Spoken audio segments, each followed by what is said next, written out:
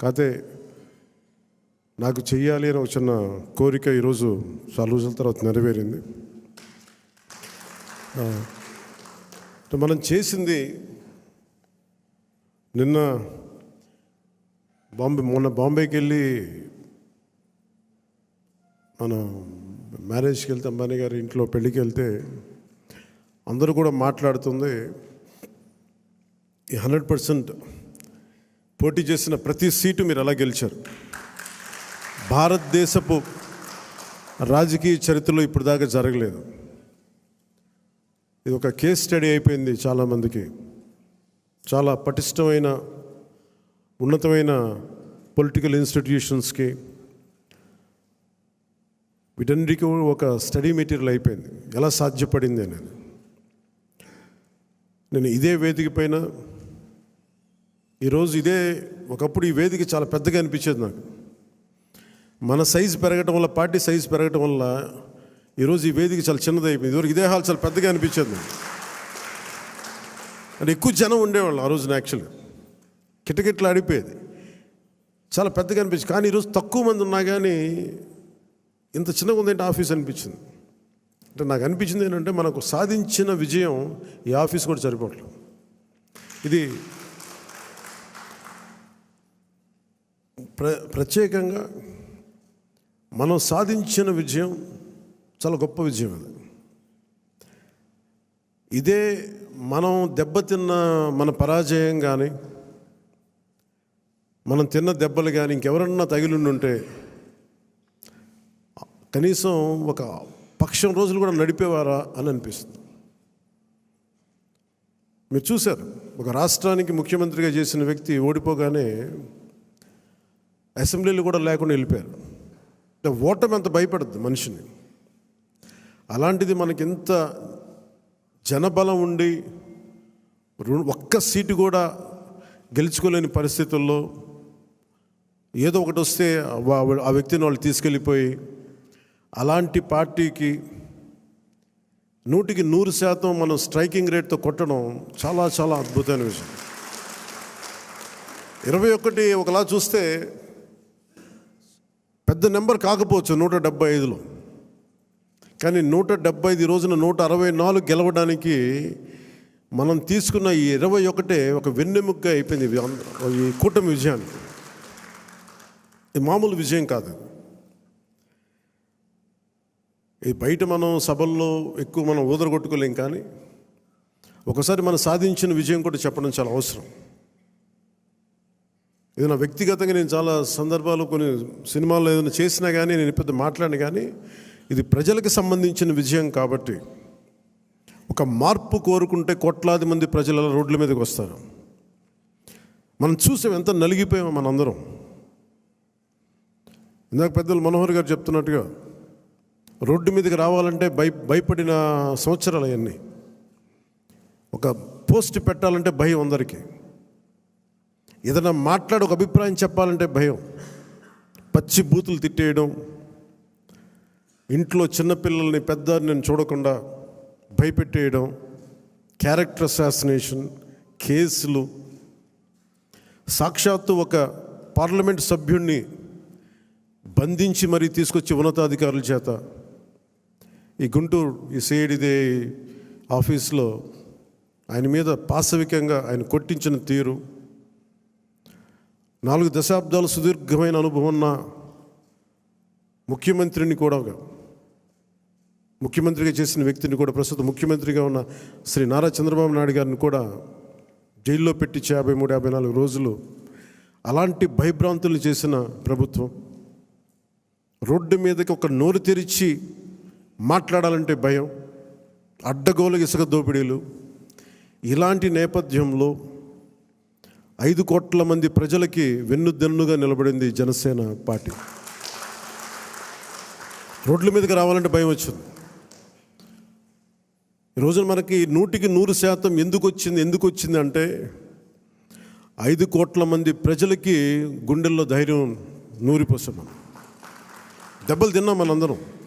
మన ఎవరు ఇక్కడ ఉన్న వేదిక పైన వీళ్ళుంటే, మన గెలిచిన ఎమ్మెల్యేలు ఉంటే, పోటీ మీకు అన్ని స్థానాల్లో బలం ఇచ్చిన మన జన సైనికులు, వీర మహిళలు ఇక్కడ ఆసీనులైన నాయకులు ప్రతి ఒక్కరూ మీరందరూ ఉండబట్టే ఈ విజయం సాధ్యమైంది. 21 మంది ఎమ్మెల్యేలు ఇక్కడ మేము కూర్చోగలిగామంటే నాతో సహా అది మీ అందరి కష్టం, శ్రమ, మీ మేధో మదనం, మీ ఎలక్షనీరింగ్ కేపబిలిటీ.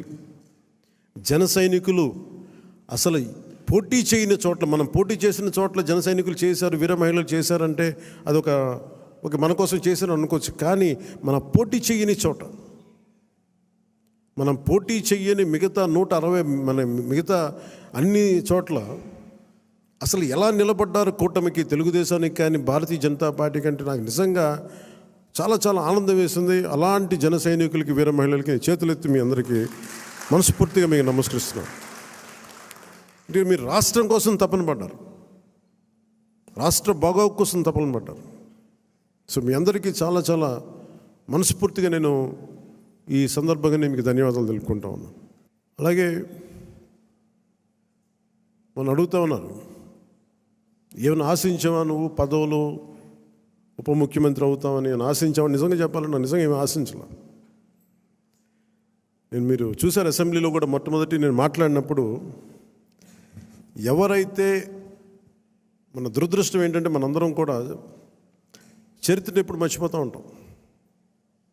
నిన్నగాక మొన్న వచ్చిన నాయకులు గుర్తుండిపోతారు, కానీ ఈ నేల కోసం ఎవరు త్యాగం చేశారో వాళ్ళు మర్చిపోతూ ఉంటాం. మన అమరజీవి పొట్టి శ్రీరాములు గారి పేరు ఎందుకు చెప్పానంటే, పేరును ఒక డొక్కా సీతమ్మ గారి పేరు ఎందుకు చెప్పానంటే, వారి చేసిన సేవలు మర్చిపోతే మనం కృతజ్ఞహీనులు అయిపోతాం. అందుకే నాకు ప్రత్యేకించి వారి ప్రేరణతో వచ్చినవాడిని. ఒక వ్యక్తి మన కోసం ఎందుకు త్యాగం చేయాలి, అలాంటి ప్రేరణతో వచ్చాను. అందుకే నేను పదవులు ఏమి ఆశించలేదు. అలాంటి పదవులు ఆశించిన వాడిని నాకు వచ్చి నేనేమి ఎవరిని పదవి అడగలేదు, ఏమి చేయలేదు. మీరు చూస్తే నేను ఎక్కడ కూడా ఎలక్షన్ టైంలో నేను ఉప ముఖ్యమంత్రి అవుతానని కానీ అసలు ఏమీ నేను మాట్లాడలేదు, దాని గురించి చెప్పలే. పదవులు ఉన్నా లేకపోయినా పని చేద్దాం, ప్రజల కోసం పనిచేద్దాం, నిలబడదాం, ఈ తప్ప వేరే ఆలోచన లేదు. అలాంటి మనకి ఈరోజున మన ప్రభుత్వంలో భాగస్వామి అవ్వటం మనందరికీ కూడా చాలా పెద్ద బాధ్యత. మనం ఈ 21 మందిని కూడా మన ఎమ్మెల్యేలు కానీ మిమ్మల్ని కానీ కలవడానికి ఎందుకు ఇంత టైం పట్టింది అని అంటే, నేను ఎప్పుడు అధికారం నేను చూడలేదు, ఎమ్మెల్యేగా అడుగు పెట్టలే, అధికారం ఎప్పుడు చూడలే. ప్రజలతో పోరాటం చేసుకుంటూ వెళ్ళిపోయాను తప్ప ఎక్కడ కూడా అధికారం ఎలా ఉంటుంది, దాని తాలూకు కష్ట నష్టాలు ఏంటి, దాని లోతుపాతు ఏంటి మనకి ఎప్పుడు తెలియదు. అసలు నాకు బాధ్యత తీసుకోగానే చాలా కీలకమైన శాఖలు మనం తీసుకున్నాం. సివిల్ సప్లైస్, అలాగే సినిమాటోగ్రఫీ, టూరిజం, దాంతోపాటు పర్యావరణం, అటవీ శాఖ, అలాగే పొల్యూషన్ శాఖ, పంచాయతీరాజ్, రూరల్ వాటర్ సప్లై, ఇన్ని కీలకమైన శాఖలు తీసుకున్నప్పుడు నాకు ఒకటే అనిపించింది, చాలా అవగాహన ఉండాలి. ప్రత్యేకించి శాఖలు కూడా నేను అందరూ అనుకోవచ్చు ఎందుకు పెట్టుకున్నాను నేను ఈ శాఖలన్నీ అంటే, ఇది నా మీద చాలా బాధ్యత ఉంది. పదే మాట్లాడాను నేను. కొంత దాన్ని సంపూర్ణంగా కొంత ఒక విధి విధానాలు ఏర్పరిచిన తర్వాత సరైన సమయంలో బాధ్యతల నుంచి కూడా తప్పుకుంటాను, ఇంకెవరికైనా కూడా అప్పగించేస్తాను. కాకపోతే అది చేసే ముందు ఖచ్చితంగా విధి విధానాల మీద చాలా బలమైన ఒక విధి విధానాలు బలంగా ఏర్పరిచి ఆ బాధ్యతలు అప్పుడు చెప్తాను. అలాగే మనందరి మీద కూడా 5 సంవత్సరాల కాలం గిరుని తిరిగిపోతుంది, ఎక్కువ సమయం పట్టదు. అలాగే మన ఎమ్మెల్యేలందరికీ కూడా, పోటీ చేయని చోట్ల కూడా మన నాయకులందరికీ కూడా ఇది భవిష్యత్తు ఉన్న పార్టీ. అది మరి ఎంత బలంగా మనం చేయకపోతే దేశం మొత్తం మన వైపు చూసేలా చేసింది. దేశం మొత్తం ఈ రోజున ఎవరన్నా సరే దేశం మొత్తం మీద ఢిల్లీలో ఎక్కడికి వెళ్ళినా నన్ను పదే పిలిచి గౌరవిస్తున్నారంటే అది మీ అందరూ చేసిన కష్ట ఫలితం. అది నేను ఒక్కడిని చేశానని కానీ, నేను ముందు నడిపించానేమో కానీ, నాతో పాటు నడవడానికి మీరందరూ ఉండి 21 మంది మనకి సభ్యుల్ని, 2 పార్లమెంట్ సభ్యుల్ని గెలిపించుకొని తీసుకెళ్ళటం ఆషామాషి విషయం కాదు. మన ఉదయ్ గారు కానీ, బాలశౌరి గారు కానీ మనం అడుగుతున్నారు నెక్స్ట్ పార్లమెంట్ సెషన్స్ ఉన్నాయి, ఏం మాట్లాడాలి అంటే, ఉదయ్ గారు కూడా చెప్పారు, మీరు ముందు అవగాహన చేసుకోండి, ఎలా మాట్లాడాలి, ఏం మాట్లాడాలి, ఈ సెషన్ అంతా అవగాహన చేసుకోండి. ఏదైనా కీలకమైన పరిస్థితులు అంశాలు ఉంటే సీనియర్ పార్లమెంటరీ బాలశౌరి గారు ఉన్నారు, ఆయన ముందుకు తీసుకెళ్తారు. ప్రధానమంత్రి గారితో కూడా చెప్పేటప్పుడు ఏం మాట్లాడాలని అడిగితే ఉదయ్ గారికి బాలశౌరి గారికి ఒకటే చెప్పాను, 140 కోట్ల మంది బరువు మోసే ప్రధానమంత్రి గారికి మనం సహాయపడాలి, కానీ ఆయనకి బరువు పెంచకూడదు. ఇది ఒక్కటే చెప్పండి, నా మాటగా చెప్పండి ఆయనకి. మేము మీకు బరువు తగ్గించే వాళ్ళమే కానీ బరువు పెంచేవాళ్ళం కాదు. అందరూ అడుగుతూ ఉన్నారు, ఎందుకు వెళ్ళి మీరు ప్రధానమంత్రి గారిని కలవరు, వెంటనే కలవచ్చు కదా అంటే, నాకు తెలుసు ఆయనకి ఆయన గుండెల్లో స్థానం ఉన్న తర్వాత ఆయన పక్కన నిలబడాలండి. అది అవసరమైన మేరకు సరైన పరిస్థితులు వచ్చినప్పుడు ముందుకు తీసుకెళ్తాం, కలుస్తాం. అందుకే దశాబ్దం పాటు ఆయన కలవకపోయినా నేను ఎప్పుడు కూడా బాధ్యతలు మోసే ప్రతి ఒక్కరికి కూడా నేను అండగా ఉండాలని కోరుకునేవాడిని. బరువు పెట్టకూడదు వాళ్ళకి అని కనీసం కూర్చోబెట్టి ఒక ఫోన్ కాల్ కూడా చేయను. ఎందుకంటే మీకు అవసరమైతే ఒకటే చెప్తాను, మీకు అవసరమైతే నేను ఎప్పుడు ఉంటాను ఒక్క మాట చెప్పండి నాకు, నేను మీకు అండగా ఉంటానని చెప్తాను. నాకు అట్లా జన సైనికులు వీర మహిళలు బలంగా నిలబడిపోయారు. నాకు ఏం ఆశించలేదు, ఎవరు కూడా చిన్న పదవి ఆశించలా, ఏం ఆశించలా. వాళ్ళ కోరికల్లో మార్పుగా రావాలి, ఆ మార్పు కోసం మేము నిలబడాలి అని ఒక కట్టుదిట్టమైన ఆకాంక్ష తప్ప ఇంకే స్వార్థం లేదు. అలాగే మన నాయకులు కూడా, పోటీ చేయని నాయకులందరికీ కూడా పేరు పేరున మీ అందరికీ ధన్యవాదాలు తెలుపుకుంటా ఉన్నాను. నేను 21 సభ్యులు మొన్న పిఠాపురం సభలో కూడా చెప్తా ఉన్నాను. చిన్నప్పుడు మా టీచర్ చెప్తా ఉన్నారు, ఆయన బైబిల్లో ఇప్పుడు నేను సిచ్యువేషన్కి వెళ్ళే టైంకి ఆవిడ ఏదో చదువుతూ ఉన్నారు, బైబిల్ చదువుతూ ఉన్నారు. ఆవిడ మాట్లాడేది ఏదో ఒక రోజు వెళ్తే ఏదో చదువుతూ ఉంటే నన్ను పిలిచి, నువ్వు ఇది ఎన్రా నీకు మంచిదని చెప్పారు. ఎందుకు చెప్పారు తెలియదు, కానీ నిజంగా పనికి వచ్చింది నాకు. తను తగ్గించుకున్నవాడు హెచ్చింపబడును, నీకు మంచిది అవుతురా నీకు. ఆ మాట ఏంటి నేను ఎప్పుడు అనుకునేవాడిని, అంటే మనం ఎంత సాధించినా తగ్గి ఉండడం చాలా అవసరం. అంటే ఏమీ లేని ఇస్తరాకి ఎగిరి పడుతూ ఉంటుంది, ఎగిరెగిరి పడుతుంది. అన్నీ ఉన్న ఇస్తరాకి చాలా నిండుగా ఉంటుంది.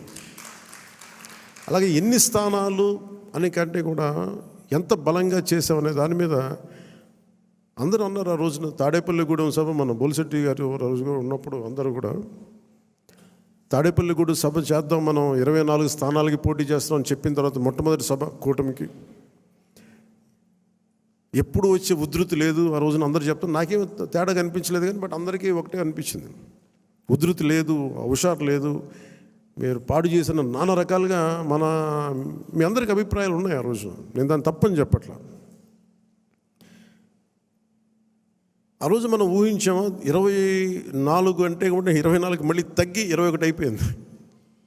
ఇన్ని తగ్గి కూడా మనం దేనికోసం నిలబడ్డామంటే మనకు బలంగా, నేను చెప్తున్నాను, ఆన్ యావరేజ్ జనసేన ఓటింగ్ బలం లేని చోట అన్నీ ఒక యావరేజ్ తీసుకుంటే, సరాసరి తీసుకుంటే 170 నియోజకవర్గాల మీద మనకు ఖచ్చితంగా ఒక 20% ఓటింగ్ పెరిగింది. 7% నుంచి 20% ఓటింగ్ పెరిగింది. కానీ మనం తక్కువ చేయటం వల్ల మనం పదే పదే మన అందరికీ మనం ఎందుకు తక్కువ చేసి ఎందుకు కూటమి రావాలని పదే పదే చెప్పడం వల్ల మీరు సభాపతి కూడా చెప్తా ఉన్నారు, మీరు చూశారు, అయ్యనపాత్రుడు గారు చెప్తా ఉంటే ఎన్టీ రామారావు గారు పార్టీ పెట్టినప్పుడు ఇంత మెజారిటీలు రాలేదు, అప్పుడు కూడా మాకు 3,000 4,000 వచ్చినాయి. కానీ ఈ రోజున చూస్తే ఒక్కొక్కరికి 30,000 40 70 90 అసలు ఊహించని మెజారిటీ. ఒక ఎంపీకి వస్తే ఇలాంటి మెజారిటీస్, అలాంటి మెజారిటీలతోటి కొట్టారంటే ఇది జనసేన తాలూకు బలం ఎంత మీకు బలంగా ఓట్ టర్న్ అయిందో మనందరికీ తెలుస్తూ ఉంటుంది. ఇది మనం నిజంగా చాలా ఆనందపడాల్సింది, మనం గర్వించాలి. అట్ ది సేమ్ టైం చాలా బాధ్యతగా కూడా దీన్ని ముందుకు తీసుకెళ్ళాలి.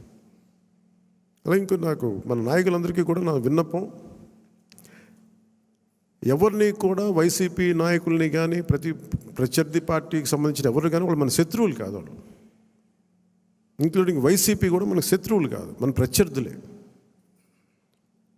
రాజకీయ పార్టీ వాళ్ళు మన శత్రువులుగా పరిగణించవచ్చేమో నాకు తెలియదు, అలాగే చేశారు వాళ్ళు, కానీ మనం వాళ్ళని శత్రువులుగా పరిగణించట్లేదు. ఈ మెసేజ్ మీరు దయచేసి లోతుగా మీరు అర్థం చేసుకోవాలి. వాళ్ళని పీడించడం కానీ వాళ్ళు చేసిన తప్పులు మనం చేయకూడదు. అలా అని చెప్పి మనం చేతులు కట్టుకుని ఏం లేవు. వాళ్ళు చేసిన తప్పులు ఉంటే చట్టం ప్రకారం మన పివి నరసింహారావు గారు ఉటంకించినట్టుగా మన పిఠాపురం సభలో కూడా చెప్పాను, చట్టం ఏ పనులు చేయాలో ఆ పనులు చేసుకెళ్ళిపోతూ ఉంటుంది. కానీ కక్ష సాధింపుగా కూర్చోబెట్టి వాళ్ళని వేధించడం కానీ, సామాజిక మాధ్యమాల్లో నిందించడం కానీ, అలాగే ఎవరిని కూడా వ్యక్తిగత దూషణకి దూరంగా ఉండమని నేను అందరినీ కోరుకుంటా ఉన్నాను. నిజంగా యుద్ధం వస్తే మటుకు, గొడవే వస్తే మటుకు అది వెనకాడం, అది మీ అందరికీ తెలుసు. భావంలో ఉన్న తీవ్రత మనకు భాషలో చూపించక్కర్లా.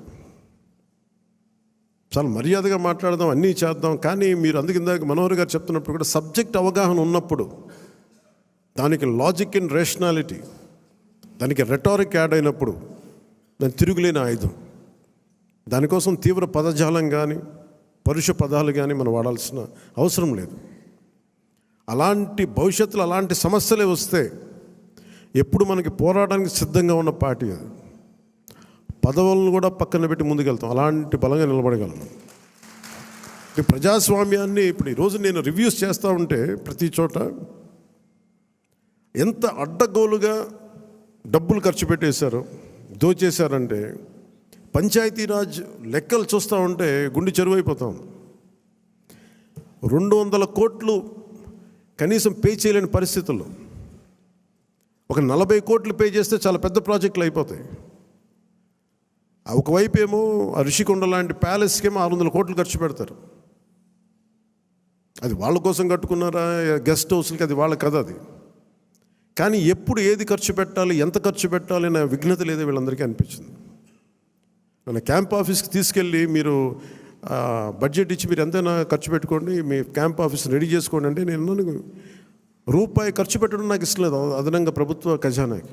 అది ప్రజల సొమ్ముని మనకి అకారణంగా దాన్ని ఖర్చు పెట్టేయడం కానీ, దాన్ని దుర్వినియోగం చేయడం నాకు నచ్చక. అసలు ఏం వద్దు, ఉన్న ఫర్నిచర్ అలాగే ఉంచిన ఏం చేయొద్దు. దాన్ని అవసరమైతే నేను చెప్తానులేండి, నేను చెప్తాను.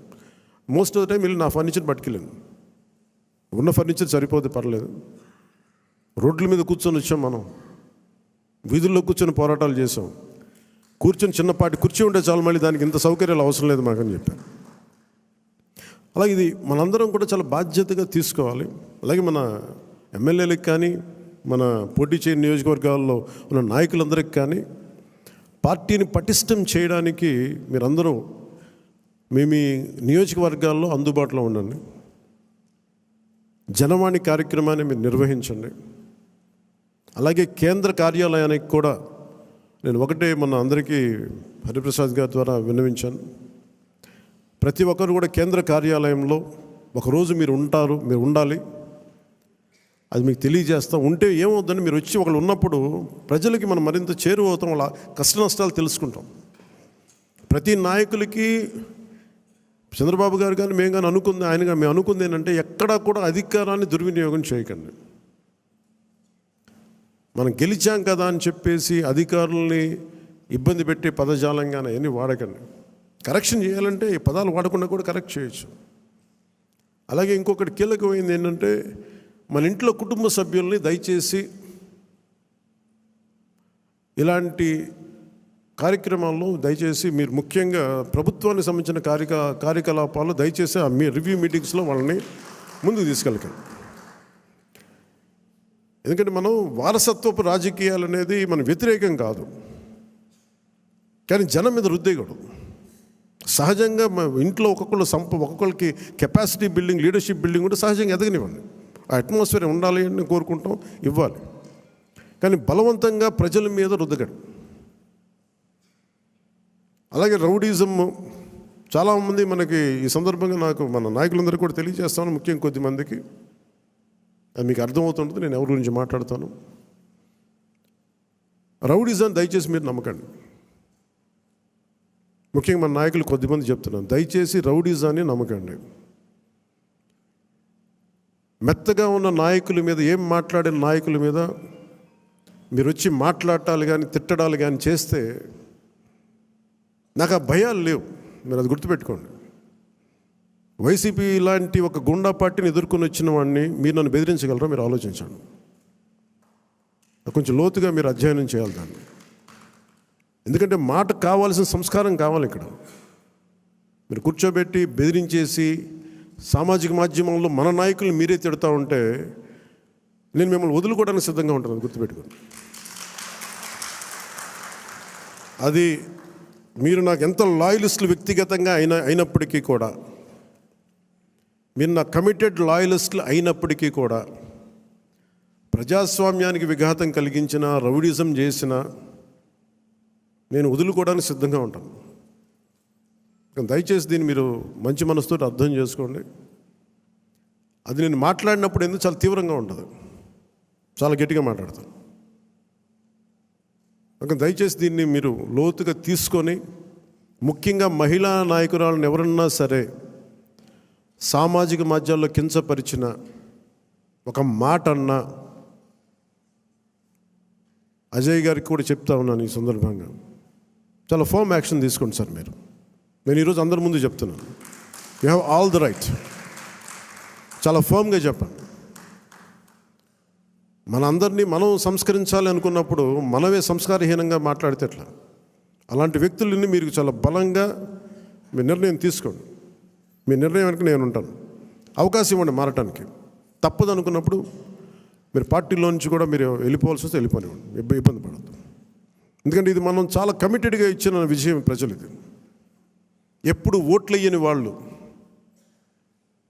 ఎప్పుడు ఓట్లు వేయని వాళ్ళు, ఎక్కడో అమెరికాలోనూ దుబాయ్లోనూ వలస కార్మికులుగా జీవితాలు వెళ్ళిపోయి ఒక 40,000 ఎప్పుడో వస్తే చాలా ఇంటికి పంపించుకునే వాళ్ళు కూడా 50, 60, 1.5 లక్ష రూపాయలు ఖర్చు పెట్టుకొని, వాళ్ళు పెద్ద డాక్టర్లు కాదు, ఐటీ ఉద్యోగాలు కాదు, చిన్న చిన్న సూపర్వైజర్లు, రవాణాలో పనిచేసే కార్మికులు, డ్రైవర్లు, వాళ్ళు వచ్చి 40, 70,000 ఖర్చు పెట్టి మరి ఓట్లేసి వెళ్ళారు ఇక్కడికి. దయచేసి ఇవి చాలా బలంగా మీరు గుర్తించాలి. నేను లేకపోతే పార్టీ ఏమవుద్ది అని చాలామందికి ఉంటుంది. దయచేసి అలా అనుకోకండి. ఏమవుద్ది, పార్టీ నడుస్తుంది అనేది ఎలా ఉంటుందండి? ఇప్పుడు జనసేన లేకపోతే భారతదేశ రాజకీయ చరిత్ర ఆగిపోద్దా? పవన్ కళ్యాణ్ లేకపోతే భారతీయ రాజకీయ చరిత్ర ఆగిపోతే ఆంధ్రప్రదేశ్ రాజకీయాలు ఆగిపోతాయా? దీన్ని నేనేం చేస్తాను, ఒక అవకాశంగా తీసుకోవాలి ప్రజలకు సేవ చేయడానికి తప్ప, నేను లేకపోతే పాలిటిక్స్ లేవు, నేను లేకపోతే అసలు వీళ్ళు ఎలా గెలుస్తారు. కాలం చాలా చాలా గొప్పది. ఇలా విర్రవీగిన వాళ్ళకి 11 సీట్లతో పరిమితం చేసిన వాళ్ళకే అంతుంటే మరి అలా మనలో ఉండి భయపెట్టేవాళ్ళు కానీ, భయభ్రాంతులు చేసేవాళ్ళు, రౌడిజం చేసేవాళ్ళు మీరెంతో కూడా ఆలోచించాను. ఇంకా నేను చాలా తెగించి వచ్చాను. ఒక పార్టీ నేను నడుపుతున్నానంటే చాలా చాలా తెగించుంటే తప్ప ఒక పార్టీని నడపలేను. నేను కమిటెడ్గా ఉన్నానంటే నా వెనక ప్రతిరోజు చెప్తాను, సరదాగా చెప్పను. నేను 24 గంటలు బతకడానికి నేను ఉంటాను, అంతకుమించి ఇంకా నా దగ్గర భవిష్యత్తు కూడా పెద్ద ఆలోచించను. నేను అలా అంత బలంగా నేను ఉండబట్టే ఈ రోజున జనసేన ఆంధ్రప్రదేశ్ 5 కోట్ల మంది ప్రజలకి భూతం అవ్వడమే కాకుండా ఎన్డీఏ కూడా బలం అయిపోయింది, మనం గెలిచిన అన్ని సీట్లు. అది ఇవన్నీ ఎందుకు చెప్తున్నానంటే నేను అంత తెగించి ఉన్నాను నా దేశం కోసం, నా సమాజం కోసం. దయచేసి దాన్ని అందరూ దృష్టిలో పెట్టుకోండి. ఎవరైనా సరే ఇలాగ మనలో భయపెట్టేవాళ్ళు, రౌడిజం చేసేవాళ్ళు, విర్రవీగేవాళ్ళు కూడా ఒకటే మాట ఏంటంటే, నా వెనక నాలాగా కమిటెడ్గా ఏ స్వార్థం ఆలోచించని జన సైనికులు, వీర మహిళలు అనేక మంది ఉన్నారు. వాళ్ళు మామూలు వాళ్ళు కాదు. వాళ్ళు ఏం ఆశించరు. పని చేసి మళ్ళీ కూడా కనిపించరు. ఎక్కడెక్కడ విదేశాల్లో ఉంటారు. మొన్న వెళ్తే మన అంబానీ గారి మ్యారేజ్కి వెళ్తే జాతీయ ఛానల్ ఆజ్ తక్ కానీ వీళ్ళు ఇదే చెప్తారు, మీరు భారతదేశానికి మీరు చేసింది మామూలు కాదు, మీరు సనాతన ధర్మాన్ని బలంగా నిలబెట్టారు. అంటే మీరు సినిమాల్లో ఉండి సూపర్ స్టార్డమ్ సాధించి రాజకీయాల్లో మలుపు తిప్పే రాజకీయం చేసి ఇవన్నీ తగ్గి మీరు నిలబడగలరు చూసారా. అందుకు మిమ్మల్ని ప్రేరణగా తీసుకోవాలని చెప్తా ఉంటే నేను చెప్పాను, ఇది గొప్పగా నేను మాట్లాడట్లేదు కానీ నేను ఇంత బాధ్యత నేను నడిపిస్తున్నానని చెప్తున్నాను. అది సో ఇలాంటి నాకు దయచేసి క్రమశిక్షణ రాహిత్యంతో దయచేసి నాకు తలపోట్లు తీసుకురాకండి. ఎందుకంటే నేను నా రక్తాన్ని కూడా పక్కన పెట్టేయగలను, గుర్తుపెట్టుకోండి. నా కుటుంబాన్ని కూడా పక్కన పెట్టేస్తాను. నేను జనం కోసం అయితే నా కుటుంబాన్ని కూడా పక్కన పెట్టేస్తాను. అలాంటిది నా సొంత బిడ్డలతో సహా పక్కన పెట్టేయగలను. నేను అంత నిస్వార్థంగా, అంత గట్టిగా ఉంటాను. ప్రజాక్షేమం కోసం, ప్రజాస్వామ్య పరిరక్షణ కోసం నేను అంత బలంగా ఉంటాను. అందుకని దయచేసి అందరూ కూడా నన్నేదో తిట్టేస్తే భయపడిపోతాను, నేను లేకపోతే ఇక్కడ గెలవం, పంచాయతీ ఎన్నికలు రావచ్చు, మున్సిపల్ ఎన్నికలు రావచ్చు, నా సత్తా ఏంటో అనుకునే వాళ్ళందరికీ కూడా ఏంటంటే సంతోషం. నేను అక్కడ దెబ్బతింటానికి సిద్ధంగా ఉంటాను తప్ప కాంప్రమైజ్ అవ్వడానికి నేను సిద్ధంగా ఉన్నాను. ఏం పోతుంది చెప్పండి నాకు. ఈ రోజున 21 మంది ఎమ్మెల్యేలు, 2 మంది 2 ఎంపీలు అయ్యారు. ఇవన్నీ గెలవకపోతే ఏమన్నా అయిపోతాం. ఫలితాలు ఇంకొకలా వచ్చింటే ఇలాగ ఉండేవాడిని, ఏం మారేది కాదు. అందుకని దీన్ని దయచేసి అందరూ పెద్ద మనసుతో అర్థం చేసుకోండి. నాయకులందరికీ కూడా దయచేసి పదే పదే మీ కుటుంబంలో ఉండే మీ సహాయానికి, మీకు సహాయకారిగా ఉండటానికి నాకు అభ్యంతరం లేదు, కానీ వాళ్ళని భవిష్యత్తులో వాళ్ళే మా తరం వారసులను చెప్పడం కొంచెం ఇబ్బందిగా ఉంది బయట. ఎందుకంటే అలాంటప్పుడు నేను కూడా నా పిల్లలు ప్రమోట్ చేస్తూ కూర్చుంటే ఇంకా దీనికి కొత్తదనం ఎక్కడి నుంచి వస్తుంది చెప్పండి.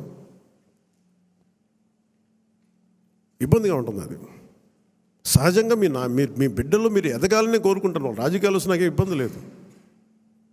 We are not against legacy, but let it happen in organic way, సహజ క్రమంలో జరగనివ్వండి.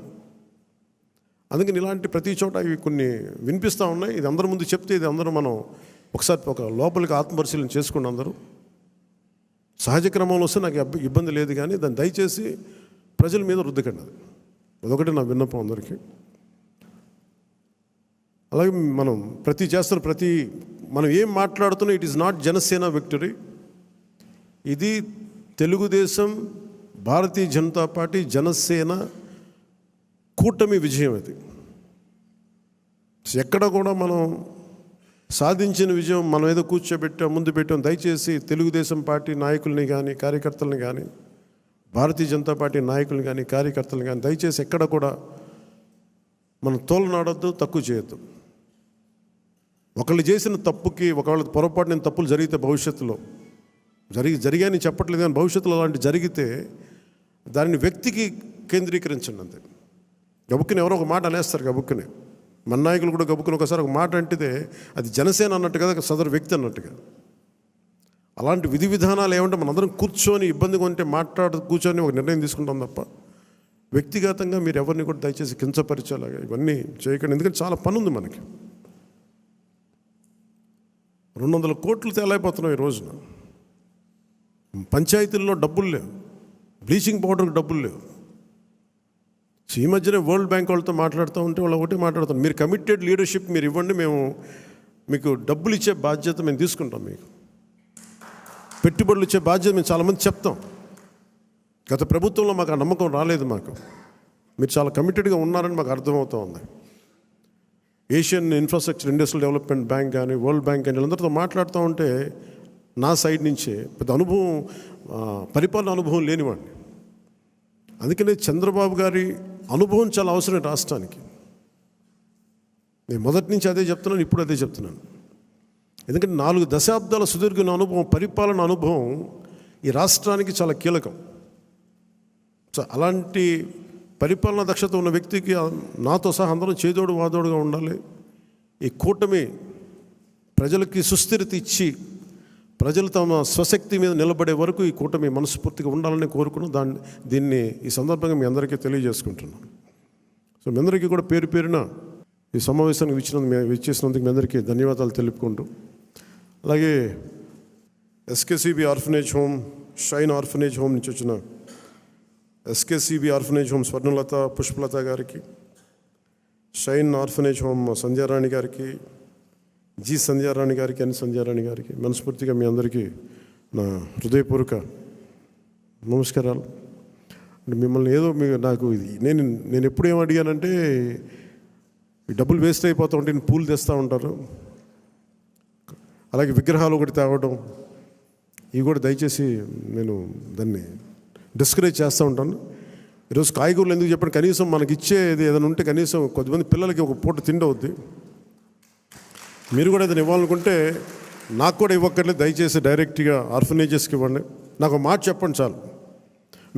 మీకు పూలు గుర్తిద్దాం అనుకుంది వాళ్ళకి ఈ విధంగా ఒక 2,000 5,000 వాళ్ళకి మన అనాథాశ్రమాలకు ఇచ్చాం. లేదంటే డొక్కా సీతమ్మ క్యాంటీన్లకు అన్నా సీతమ్మ అన్న క్యాంటీన్స్కి మేము అక్కడ డొనేషన్గా ఇచ్చాం. 10 మంది భోజనం చేస్తారు. సో అలాగే నా తరపు నుంచి, పార్టీ తరపు నుంచి కూడా 2 ఆర్ఫనేజెస్కి ₹1,00,000 చొప్పున నేను ప్రకటిస్తున్నాను మీ అందరూ. నాకు ఉట్టి చేతులతో మిమ్మల్ని కూరగాయలు ఇచ్చి పంపించడం నాకు కొంచెం ఇబ్బందిగా ఉంది. అందుకని మనస్ఫూర్తిగా మీ ఆర్ఫనేజెస్కి చెక్ రాసి రెడీ చేయమని 1 lakh ఇచ్చి. సో మీ అందరికీ ధన్యవాదాలు తెలుపుకుంటూ, ఇది మీకు నాయకులందరికీ కూడా చెప్తాను, సరైన పదవులు. ఇప్పుడు నేను హరిప్రసాద్ గారిని ఎలా గుర్తించామో, కష్టం చేసిన వ్యక్తిని నేను ఎప్పుడు మర్చిపోను, గుర్తించను. మేము గుర్తించకుండా పోను, గుర్తిస్తాం కదా. మనకున్న పరిమితమైన అధికారం స్థానాల వల్ల కొంత మనం టీడీపీ తోటి, భారతీయ జనతా పార్టీ తోటి ప్రధానంగా మనం పంచుకోవాలి కాబట్టి కొన్ని బ్యాలెన్స్ చేసుకోవాలి, అడ్జస్ట్ చేసుకోవాల్సినవి ఉంటాయి. అందరూ నన్ను చైర్మన్ పదవులు తప్ప ఎవరు తక్కువ అడగట్లేదు. దయచేసి అందరూ చైర్మన్లు కూడా నేను లేవు అక్కడ. TTD board member, TTD board chairman, అన్ని చైర్మన్లు అడుగుతూ ఉంటే నేను చంద్రబాబు గారి దగ్గర ఎలా తీసుకెళ్ళాలో తెలియట్లే. మరి మా పార్టీ సంగతి ఏంటి, ఆయన ఏంటంటే నేను ఏం చెప్పందని. కొంచెం పెద్ద మనసుతోటి నేను అందరికీ ఆ ఫెసిలిటేట్ చేయడానికి ప్రయత్నం చేస్తాను, మనందరికీ ఎవరైతే చేశారో. కాదు, ఇది పదవుల దగ్గర ఆగిపోవద్దు. మీకు నా గుండెల్లో స్థానం ఉంది, మనం మర్చిపోను. నేను కూడా ఇక్కడ దాకా వచ్చి నిలబడ్డాను అంటే, ఇప్పుడు ప్రధానమంత్రి గారు మనం అందరూ అడుగుతున్నారు, మీరు పార్లమెంట్లో మీరు కూర్చొని క్యాబినెట్ ర్యాంక్ తీసేసుకోవచ్చు కదా. అది నేను ట్రాన్సాక్షన్ కాదు, నాకు దేశం మీద ఇష్టం. నాకు నచ్చిన నాయకుడు, మనకు నచ్చిన పార్టీ బీజేపీ తెలియదు తప్ప కూర్చోబెట్టి నేను ఈ పదవి నేను మీకు చేశాను కాబట్టి నాకు ఒక ట్రాన్సాక్షనల్ బేసిస్ మీద రాజకీయం చేయను. సో మీరు కూడా ఆ విధానంలో ఉండాలని కోరుకున్నాను. ఎందుకంటే మీలాగా ఉంటేనే పార్టీకి నిలబడతాం. నేను చూస్తే భారతీయ జనతా పార్టీ విధి విధానాలు చూసి చాలా నేర్చుకోవాలి మనం. ఆర్ఎస్ఎస్లో ఒక ఫ్లోట్ చేసిన ఒక పార్టీ అది. సంఘ్ నుంచి చాలామంది నాయకులు వచ్చి నిస్వార్థంగా చేసి వెళ్ళిపోతారు. వాళ్ళు గుర్తింపు కూడా ఉండదు. జనరల్ సెక్రటరీ అవుతారు, నెక్స్ట్ మినిట్లో వాళ్ళకి మళ్ళీ కార్యకర్తలు వెళ్ళిపోతారు. Of course that's a great organisation like RSS. కానీ దాని నుంచి స్ఫూర్తి తీసుకుంటాం మనం. వాళ్ళు ఎంతసేపు ఆర్ఎస్ఎస్ ఎంతసేపు దేశం, సమాజం, దేశ సమగ్రత మీద ఉంటారు తప్ప వాళ్ళు చాలా నిస్వార్థంగా ఉంటారు. చాలా నిస్వార్థంగా ఉంటారు. ఎంతో కొంత వారి నుంచి ప్రేరణ తీసుకొని మనం కూడా నిస్వార్థంగా పదవులు వస్తే ఖచ్చితంగా మీకు వస్తాయి, తీసుకోండి. పదవి లేనప్పుడు కూడా అంతే కమిట్మెంట్తో పనిచేయాలని నేను కోరుకుంటున్నాను. నేను అలాంటి వాడిని. పదవులు లేవు, ఏమీ లేవు, డబ్బులు లేవు, గుర్తింపు లేదు, తిట్లు శాపనార్థాలు తప్ప ఆయన మనం చేశాం కదా. అందుకని దీన్ని కూడా మీరు దృష్టిలో పెట్టుకోండి. ఎందుకంటే అందరి దగ్గర నుంచి తీసుకున్నప్పుడు కూడా మన మహిళా నాయకురాల దగ్గర నుంచి కానీ నాయకుల దగ్గర అందరిని తీసుకుంటే అందరూ కూడా చాలా ఉన్నతమైన కీలకమైన పదవులు అడుగుతూ ఉన్నారు. ఉన్నాయి చాలా తక్కువ. కొంతమందికి పార్టీ పదోన్నతి ఉంటుంది. కొంతమందికి ఈ శాఖల్లో కీలకమైన శాఖల్లో పదవులు అన్నీ నేను ప్రయత్నం చేస్తున్నాను. సో నాకు అవకాశం ఇవ్వండి. కొంచెం తప్పులు ఎక్కడన్నా ఉంటే మీరు కోప్పడకుండా హరిప్రసాద్ గారి దృష్టికి తీసుకురండి, నాగబాబు గారి దృష్టికి తీసుకురండి, మిగతా ముఖ్య నాయకుల దృష్టికి తీసుకురండి. ఎందుకంటే నేను మనోహర్ గారి పేరు ఎందుకు చెప్పట్లేదంటే, ఇప్పుడు ఆయన మంత్రి సివిల్ సప్లైస్, ఆయన బిజీగా ఉన్నారు. మొత్తం అక్రమ బియ్యం మీద, గోడౌన్ల మీద ముయించేస్తూ ఉన్నారు. అందువల్ల అందుకని ఆయనకి ఈ బాధ్యతలు అప్పచెప్పట్లేదు. రాష్ట్రం కోసం చేయాల్సింది చాలా ఉంది ఆయనకి. అందుకని మీరందరూ పెద్ద మనసుతో అర్థం చేసుకుంటారని ఒకే ఒక మాట చెప్పి ముగిస్తాను. నేను మీకు అండగా ఉండేవాడిని, నిలబడేవాడిని, మర్చిపోనివాడిని. మీకు నెలకి కానీ 3 వారాలకు కానీ మీరు ఒక 2 weeks ముందు కానీ 3 weeks ముందే కనుక మీరు నన్ను కలవాలి అని అంటే ఖచ్చితంగా నేను కార్యకర్తల దగ్గర నుంచి పెద్ద నాయకుల దాకా అందరితో కలుస్తాను, మీతో కూర్చొని మాట్లాడతాను. కాదు నాకు ఇవ్వాల్సింది ఏంటంటే, మీరు సడన్గా వచ్చేస్తేనేమో నాకున్న దాంట్లో అందరిని అడ్జస్ట్ చేయలేకపోతాం. మీరు కొంత ఎజెండాను కూడా ఫిక్స్ చేసుకురండి. నాకున్న సమయం కూడా చాలా తక్కువ ఉంది. ఎందుకంటే ప్రధానమంత్రి గారి దగ్గరికి వెళ్ళినప్పుడు ఇంత చేసి నేను ఆయన దగ్గర ఎంత టైం తీసుకున్నాను, కరెక్ట్గా 60 seconds టైం తీసుకున్నాను. 60 సెకండ్స్ అంతే, 60 seconds, less than a minute ఆయన కలిశాను. ఎందుకంటే ఆ స్థాయి అంత పని ఉన్న వ్యక్తులకి మనకు వాళ్ళకి ఇవ్వగలిగేదే మనం ఎక్కువ వాళ్ళ కాలాన్ని దుర్వినియోగం చేయకపోవడం. ఆయన మొహమాట పెడితే ఇంకో 5 నిమిషాలు కూర్చుంటారు. నాకు బాధ్యత ఉంది, అలాంటి వ్యక్తిని మనం ఎక్కువసేపు కూర్చోబెట్టకూడదు. కరెక్ట్గా ఆయన ఒక 40-50 సెకండ్లు 60 సెకండ్లు అయిపోయి నేను బయలుదేరుతాను సార్, జస్ట్ ఒకసారి మేము కలిసి విష్ చేయడానికి వచ్చాను అంతే, అంతకుమించి చెప్పలా. సో అలాగే నన్ను దృష్టిలో పెట్టుకుని నాకు చాలా కీలకమైన బాధ్యతలు ఉన్నాయి, ఇంతమందిని కలవాలి నేను. అందుకని మీరందరినీ దృష్టిలో పెట్టుకొని ఏం మాట్లాడదలుచుకున్నారో, ఏమి కావాలో స్పష్టంగా చెప్పండి. మీరు నా కోసం పనిచేశాను, మీరు నన్ను గుర్తించండి అలా కాకుండా మీరు మనస్ఫూర్తిగా మీ కోరిక చెప్పండి. నాకు ఇలాంటి పదవి కావాలని కోరుకున్నాను చెప్పండి నాకు. అది కమిటీకి ఇస్తాను నేను. ఆ కమిటీ కూడా కొన్ని నియమావళి పెట్టాను నేను. ఎలా చేశారు, ఏం చేశారు, పార్టీకి ఎంత చేశారు, కార్యకర్తలతో ఎలా మమేకమయ్యారు, ఇవన్నీ దృష్టిలో పెట్టుకొని వాళ్ళకి ఇవ్వాల్సిన గుర్తింపు ఆ బేరీ చేసుకుని ఇప్పించేస్తాను. కానీ మీరు ఒక స్టీవ్ జాబ్స్ గుర్తుపెట్టుకోండి, ఏదైనా కావాలంటే మీరు అడగాలి. అడిగితే నేనేం చెప్తానంటే నేను ఫస్ట్ నేను నో చెప్పను ఎవరికి. చాలామంది నా దగ్గరికి వచ్చి చైర్మన్స్ కావాలి, టీటీడీ చైర్మన్ కావాలని కనీసం ఒక 50 మంది అడిగారు ఇప్పటికి నన్ను. ఒకటే ఫస్ట్ సంతోషం, మా ఇంట్లో వాళ్ళు ఒకళ్ళు అడగలేదు, అందుకని ఆనందంగా అనిపిస్తుంది. అంటే గతంలో వైసీపీ వాళ్ళకి మనకు కూడా ఇంట్లో వాళ్ళు వచ్చేసి మొత్తం బంధువులు అందరూ పనిచేసుకుని అంటే భయం వేసింది. మా ఇంట్లో వాళ్ళు అడుగుతారు కానీ సంతోషంగా ఎవరు అడగల. అందుకని నాగబాబు గారి పేరు వచ్చింది, అందుకని అంటున్నాను ఈ మాట. రేపు మా నాగబాబు గారికి అలాంటి కోరికలు లేవు. ఆయన నిరాకారాన్ని ప్రార్థించే వ్యక్తి. ఎథీస్ట్ అని చెప్పను కానీ ఒక భగవంతుని విగ్రహారాధనని దాటి ఉండే వ్యక్తి, అసలు నిరాకారాన్ని పూజించే వ్యక్తి. అందుకని ఆయన పేరు ఎలా వచ్చిందని అనుకున్నాను. చాలా ప్రతిదీ కూడా మీరు అడగండి, నేను దానికి నో చెప్పను, నేను పరిశీలిస్తాను. ఒకవేళ ఇవ్వలేని పక్షంలో ఎందుకు ఇవ్వలేదో, ఏమి చేయగలమో నేను మనస్ఫూర్తిగా మీకు మనసు ఇప్పి మన నాయకుల ద్వారా చెప్పిస్తాను. లేదంటే కొన్ని పరిస్థితులు నేనే చెప్తాను. అందుకని దీని పెద్ద మనసుతో మీరు అందరూ అర్థం చేసుకొని మీరు అడగడం అయితే అస్సలు మీరు ఇబ్బంది పడదు, మీరు అడగండి మనస్ఫూర్తిగా. ఎందుకంటే నాకు ఏదైనా కావాలని నేను అడుగుతాను.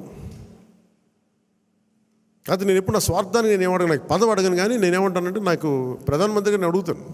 ఇప్పటిదాకా ఏం అడగలే ప్రధానమంత్రి గారిని, ఖచ్చితంగా అడుగుతాను. రాష్ట్ర 5 కోట్ల మంది ప్రజల కోసం అడుగుతాను. ఇప్పుడు స్టీల్ ప్లాంట్ని ప్రైవేటీకరణ చేయకుండా పాసిబిలిటీ ఉందా అడుగుతాను. అలాగే మనకి విశాఖలో రైల్వే జోన్ కావాలి, అవన్నీ అడుగుతాను. అలాగే మనకి ఒక 20 లక్షల మందికి ఉద్యోగాలు రావాలని మన కూటమి ప్రభుత్వం అనుకుంటే దానికి తగ్గట్టుగా సర్వీస్ సెక్టర్ని ఎంత డెవలప్ చేయొచ్చు, ఇలాంటివన్నీ అడుగుతాను. పదవి అనేది మనకి బాధ్యత అవ్వాలి, కానీ అది ఒక ఫ్యాషన్ స్టేట్మెంట్, ఒక అలంకారం అవ్వకూడదు. ఎందుకంటే చాలామంది అడుగుతున్నప్పుడు నాకు ఉన్న ఇబ్బంది ఏంటంటే సబ్జెక్ట్ నాలెడ్జ్ లేకుండా. ఇప్పుడు నేను పొల్యూషన్ నేను తీసుకున్నా, కానీ అటవీ శాఖ తీసుకున్నా, పర్యావరణం తీసుకున్నా, పంచాయతీరాజ్ శాఖ తీసుకున్నా, నేను వచ్చి ఇప్పుడు నేర్చుకోలేదు. నేను కనిపించడం మీకు పొలిటికల్గా న్యూస్ లేదంటే ఒక నాయకుడిగా కనిపించవచ్చు, కానీ పబ్లిక్ పాలసీని చాలా లోతుగా అధ్యయనం చేసి వచ్చినవాడిని నేను లాస్ట్ 20 yearsలో. ఖాళీగా ఏం లేను నేను.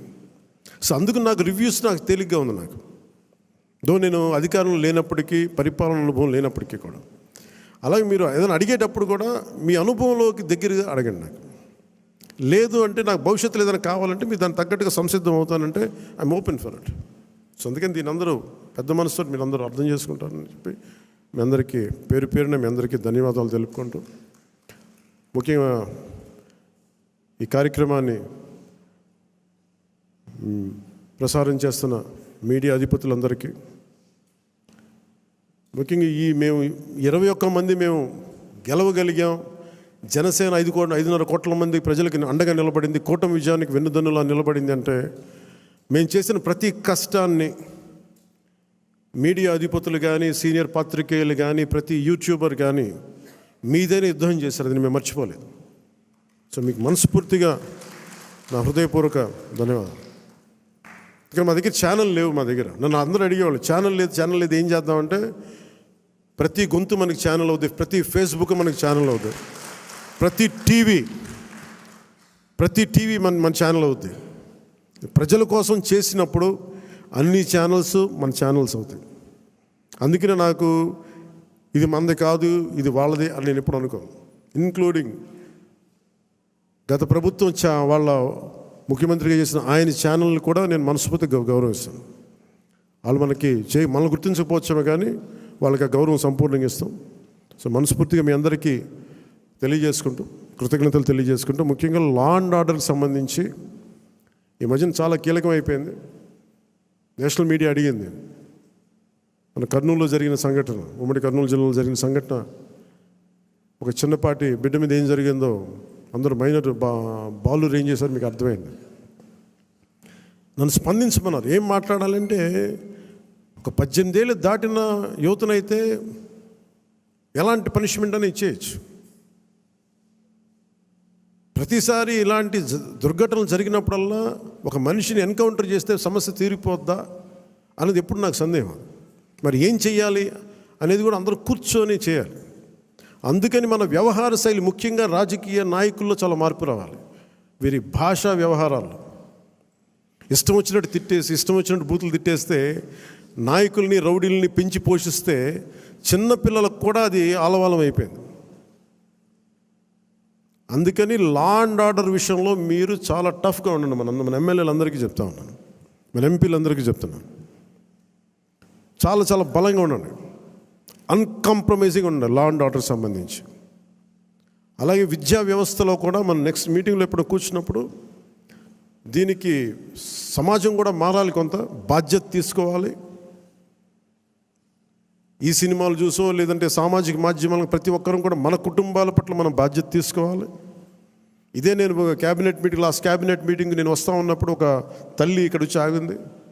నేను చాలామందిని మాట్లాడుతున్నప్పుడు తల్లి వచ్చి చెప్పింది, నా బిడ్డను తీసుకెళ్ళిపోయారు, 2-3 అమ్మాయిలు తీసుకెళ్ళిపోయాడు. అంతకుముందు ఆ కుర్రాడు 16 ఏళ్ళు వచ్చి తీసుకెళ్ళిపోయారు. ఇక్కడి నుంచి వచ్చిన 1 వారం రోజులు పట్టుకెళ్ళిపోయారు అబ్బాయిని.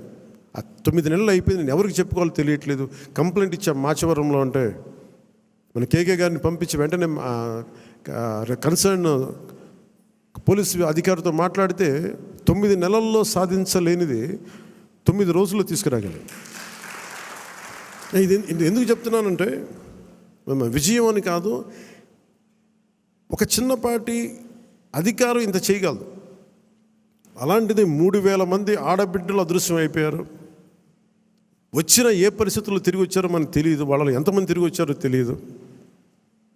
అందుకని ముఖ్యంగా ఆడబిడ్డలకు సంబంధించి మటుకు చాలా చాలా బలమైన మనకి ఈ లా అండ్ ఆర్డర్ సిచ్యువేషన్ చాలా బలంగా ఉండాలి. అందుకని మనందరం కూడా పర్సనల్గా, అపార్ట్ ఫ్రమ్ పార్టీ, మనందరం కూడా దీనికి భవిష్యత్తులో ఇలాంటివి జరగకుండా, నంద్యాల ఇన్సిడెంట్ లాంటివి జరగకుండా ఉండాలంటే ఏం చేయాలి? మాధ్యమాల్లో, ప్రసార మాధ్యమాలు కూడా నా కోరిక ఏంటంటే, ఎంతసేపు తిట్ల పురాణాలు కాకుండా మీరు ఇవ్వాల్సింది ఇలాంటి చర్చలు, ఇలాంటి దుర్ఘటనలు జరగకుండా ఉండాలంటే ఏం చేయాలి, దాని మీద కొంచెం హెల్తీ డిబేట్స్ పెట్టండి. మనోహర్ గారు సివిల్ సప్లైస్ ఎంత బలంగా పనిచేసిన మనోహర్ గారు, మీకు మనస్ఫూర్తిగా మా అభినందనలు తెలియజేస్తాను.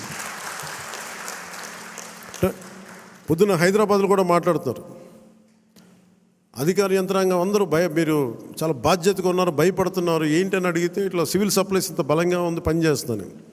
మనోహర్ గారికి అభినందనలు తెలియజేస్తాను. మీరు రావటంలో రేట్లు తగ్గినాయి, మొత్తం నిత్యావసర వస్తువులు తగ్గించారు, అది మీకు హ్యాట్స్ ఆఫ్ మీకు. అలాగే కల్తీ చేస్తున్న ఎవరికైనా సరే, మనకి పౌర సరఫరాలకు సంబంధించిన, పబ్లిక్ డిస్ట్రిబ్యూషన్ సంబంధించిన రైస్ని, అక్రమ ఎగుమతుల్ని ఖచ్చితంగా బలంగా ఎదుర్కొంటాం. అది రేపు క్యాబినెట్ మీటింగ్లో కూడా మాట్లాడుతాం దాని గురించి. పెట్టుబడులు వచ్చేలాగా, భవిష్యత్తు ఆనందదాయకంగా ఉండేలాగా, అందరికీ ఉపాధి అవకాశాలు కల్పించేలాగా భవిష్యత్తులో మనందరి కార్యక్రమాలు ఉంటాయి. మీ అందరికీ నేను అండగా ఉంటానని తెలియజేసుకుంటూ, జస్ట్ మీకు 2 వీక్స్ ముందు మీరు నాకు దయచేసి మీరు అందరూ నా అపాయింట్మెంట్ కావాలి, మీతో నాతో మాట్లాడాలంటే నేను మీకు అందుబాటులో ఉంటాను. నాతో పాటు కాకుండా మన నాయకులు కూడా ఇక్కడే, వారానికి ఒక్కొక్క ఎమ్మెల్యేని ఇక్కడే ఉండమని చెప్పాను. దాదాపు నెలలో 30 రోజులు ఉంటే మనకున్న 23 మంది ఎమ్మెల్యేలు కానీ, 2 ఎంపీలు కానీ, 23 మంది నాతో సహా రోజుకి ఒకళ్ళని చొప్పున ఇక్కడ ప్రత్యేకించి మీకు అందుబాటులో ఉంటాం. మీ నియోజకవర్గపు కష్టాలు కావచ్చు, ప్రజల సమస్యలు కావచ్చు, ఏదైనా సరే మీకు చెప్పుకోవడానికి మీకు అండగా మీకు ఇక్కడే ఉంటారు, కనీసం ఒకళ్ళు ఉంటారు. సో ఈ సందర్భంగా మీ అందరికీ ప్రతి నియోజకవర్గానికి, ప్రతి ఎమ్మెల్యే గారికి కానీ, ప్రతి ఎంపీకి, ప్రతి ఒక్కరు కూడా కేంద్ర కార్యాలయంలో ఒక రోజు మీరు గడపాలి, ప్రజలకు అందుబాటులో ఉండాలని నేను ఈ సందర్భంగా కోరుకుంటాను. సో మీ అందరికీ ధన్యవాదాలు తెలియజేసుకుంటూ సెలవు తీసుకున్నాను. జై జనసేన, జై హింద్.